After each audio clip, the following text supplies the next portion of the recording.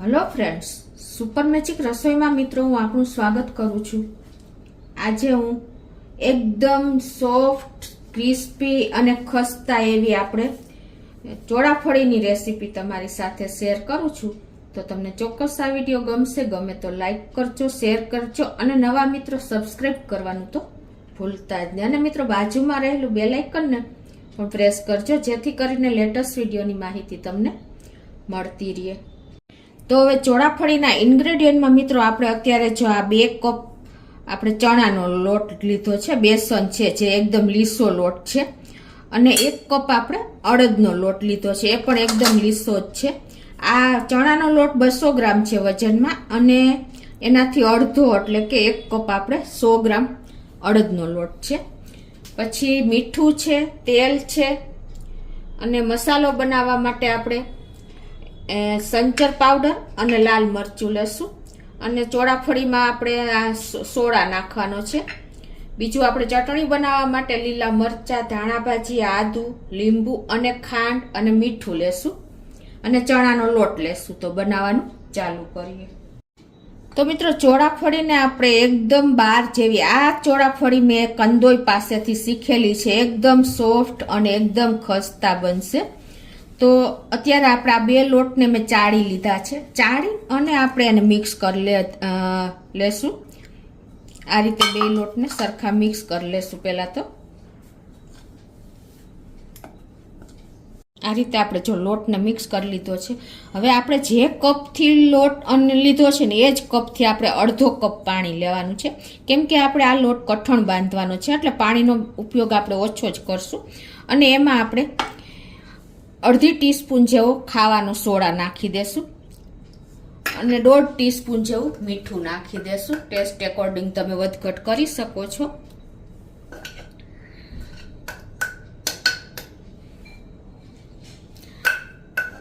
અને હવે આપણે 1 ટેબલ સ્પૂન જેવું એમાં તેલ નાખી દેશું।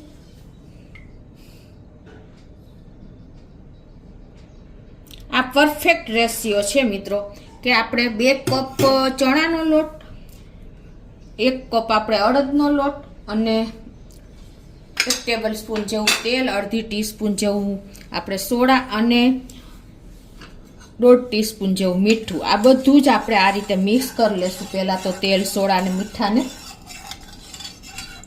અને અડધો કપ જ પાણી લીધું છે। જો આ પરફેક્ટ મેજરમેન્ટ હશે ને તો તમારે 12 ચોળાફળી આપણે લઈ આવી છે ને બજારની, એવી જ પરફેક્ટ બનશે, એમાં નો ડાઉટ। તો આ રીતે મીઠું ઓગળી જાય અને સોડા પણ મિક્સ થઈ જાય ને ત્યાં સુધી આપણે આને સરખું મિક્સ કરી લેવાનું છે। અને હવે આપણે આ જ પાણીથી થોડું થોડું પાણી નાખીને લોટ બાંધવાનો છે, એકી સાથે પાણી નથી નાખી દેવાનું, કેમ કે ચણાનો લોટ અને અડદનો લોટ બંને ચીકણા હોય છે, તો તમારા હાથમાં જ લોટ ચીપકી જશે। તો આ રીતે તમે બાંધશો ને તો એકદમ સરસ તમારો લોટ તૈયાર થશે। પછી આપણે જો વધારે પાણી જોઈએ ને તો એડ કરશું। અત્યારે તો આ પરફેક્ટ અડધો કપ જ પાણી લીધું છે। તમે કોઈ પણ ઘરનું વાસણ સેટ કરો ને તો આ રીતે તમારે રાખવાનું છે।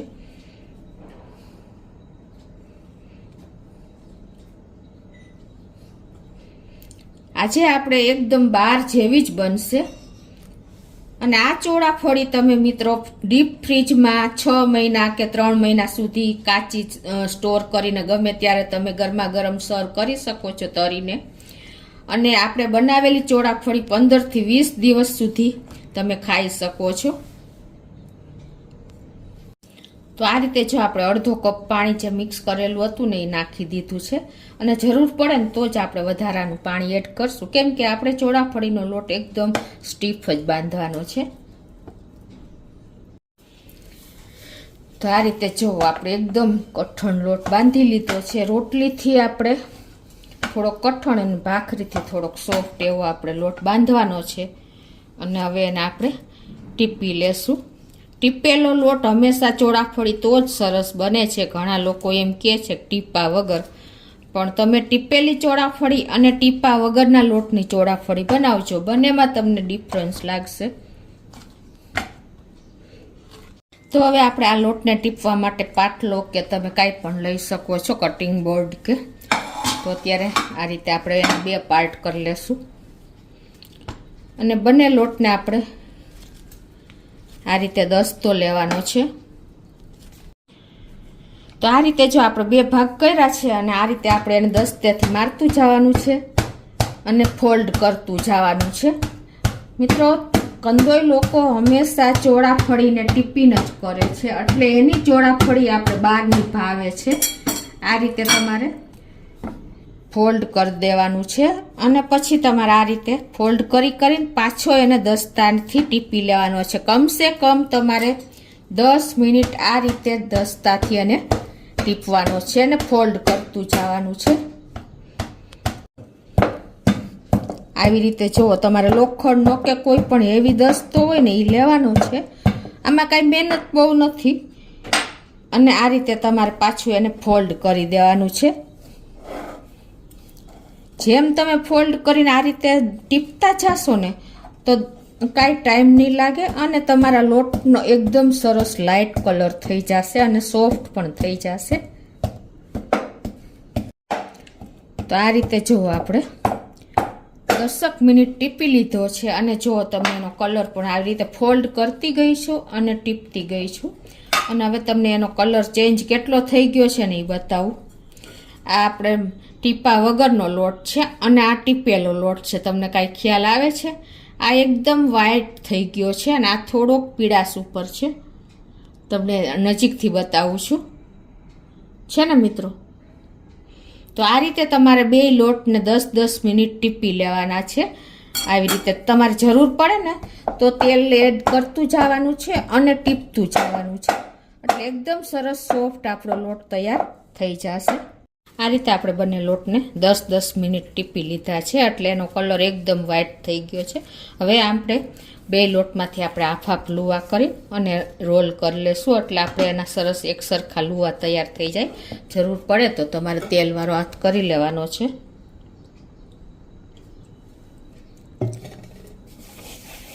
અને આ રીતે તમારે એનું રોલ કરી લેવાનો છે.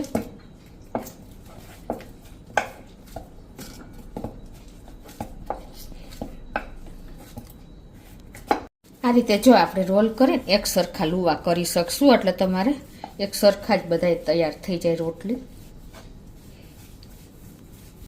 આ રીતે રોલ વારી અને તમારે પછી એના એક સરખા પીસ કરી લેવાના છે, 1/2 ઇંચ કે 1.5 ઇંચના. આ રીતે, એટલે તમને કમ્ફર્ટ રહેશે.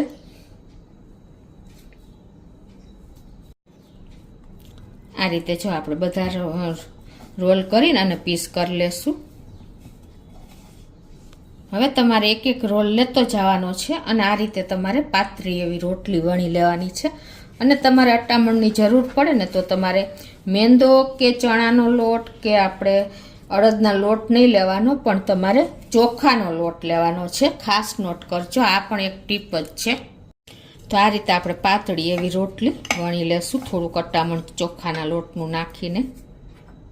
વધારે લોટ નથી નાખવાનો, થોડો એવો આપણે નાખીને વણવા પૂરતો જ આપણે કરશું. તો આ રીતે જો આપણે એકદમ ટ્રાન્સપરન્ટ આપણે રોટલી વણી લેવાની છે. તમને ખ્યાલ આવી જતો હશે, મારા હાથ રીએ છે તો જો આવી રીતે. પછી તમારે એને કટ કરી લેવાની છે લાંબી સ્ટ્રીપમાં, અને આગળ ઉપર અને નીચેની સ્ટ્રીપ થોડીક છોડી દેવાની છે. એ રીતે તમે કટ કરશો ને તો તમને તળવામાં ઈઝી રહેશે. આ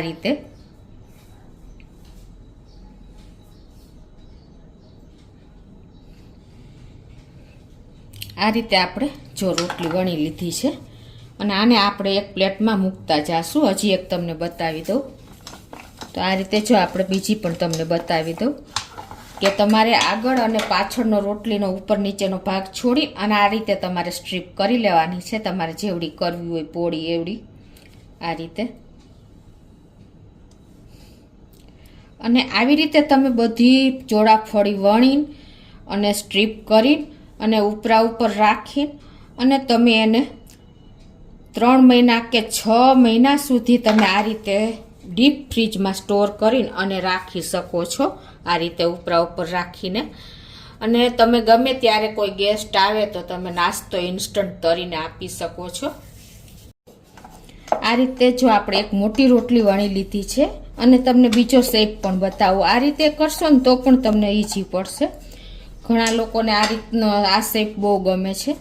તો આ રીતે તમે મોટી રોટલી વણી લેવાની, પાતળી એવી. જો આ રીતે આપણો હાથ ટ્રાન્સપરન્ટ થઈ જાય ને એવી, પછી તમારે એને સ્ક્વેર કરી લેવાની છે.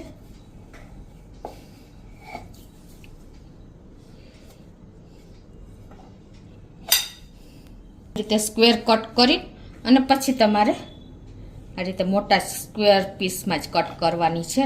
પીસ પણ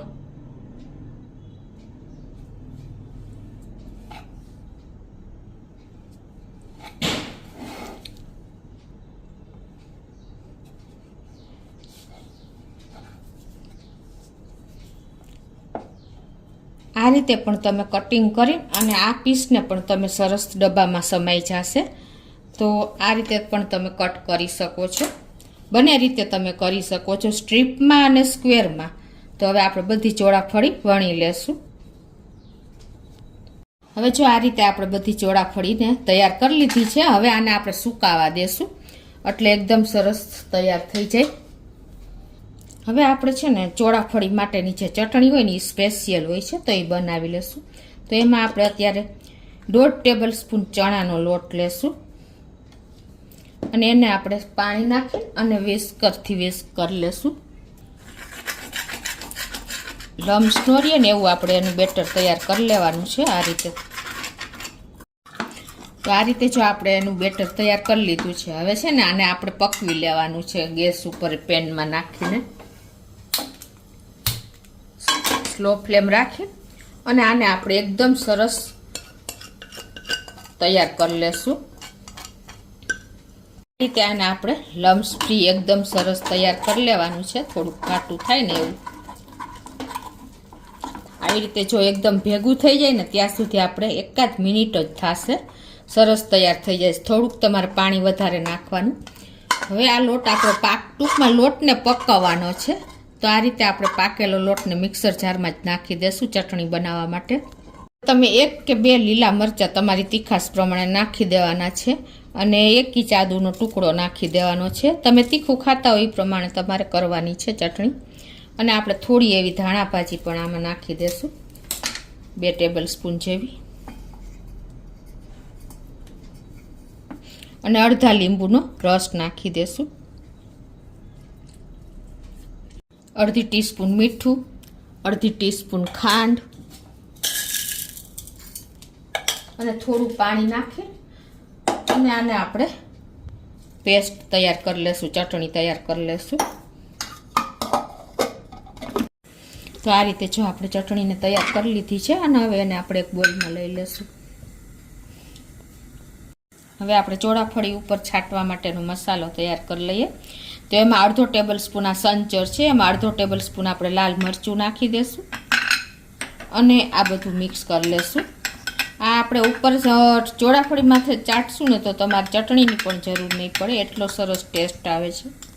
તો આ બાજુ આપણે ફૂલ ફ્લેમ ઉપર ગેસ ઉપર તેલ પણ ગરમ કરવા મૂકી દીધું છે અને ફૂલ ફ્લેમે જ આપણે આ તરવાની છે એટલે એકદમ સરસ આપણી ચોળાફળી ફૂલે. તો હવે આપણે આ જે વણેલી ચોળાફળી સુકાઈ ગઈ છે તો એને આપણે આ રીતે તરી લેશું.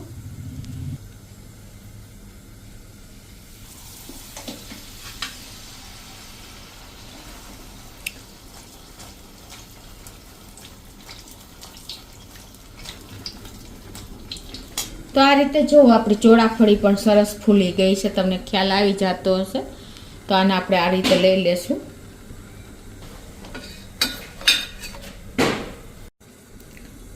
તો આ રીતે આપણે બધી ચોળાફળીને તળી લેશું. જુઓ મિત્રો, એકદમ ફૂલીને આપણે ફૂલ ફ્લેમે જ કરવાની છે, બોલ જેવી તૈયાર થઈ જશે છે ને મિત્રો. એકદમ કલર પણ જુઓ તમે.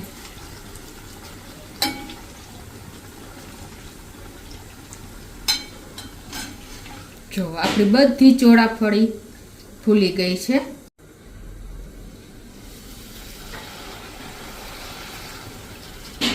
આ રીતે મિત્રો તમે જો ફૂલે ને પછી 1 સેકન્ડ રાખશો ને ત્યાં એકદમ સરસ ચોળાફળી અંદરથી લાલ જેવી થઈ જશે. ટૂંકમાં 10 સેકન્ડ તમારે ઉલટ પુલટ કરી લેવાની છે એટલે તમારી ચોળાફળી તળાતા પણ ટાઈમ નથી લાગતો. જો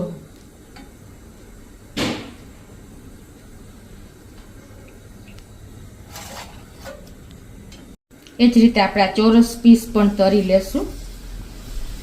જુઓ મિત્રો, નાયખા ભેગા ફૂલી જાય છે ને. આ ચોળાફળી આપણે બહાર લેવા જવાની જરૂર જ નહીં પડે, એટલી સરસ આપણે જુઓ ઘરે બધી ચોળાફળી ફૂલે છે.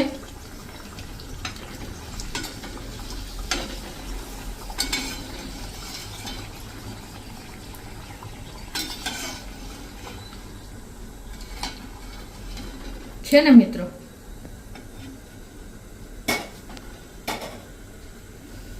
તો આ રીતે આપણે ચોળાફળીને તળી લેશું.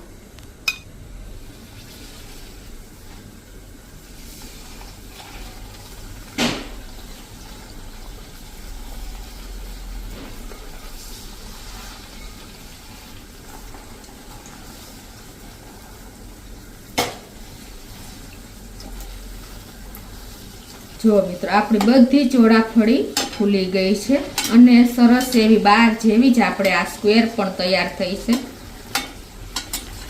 તો આ રીતે જો આપણે ચોળાફળીને તળી લીધી છે. હવે આપણે ઉપરથી જે મસાલો કર્યો છે ને આ રીતે સ્પ્રિંકલ કરી દેશું એક પછી એક ચોળાફળીના રોટલામાં. આ રીતે જુઓ મિત્રો,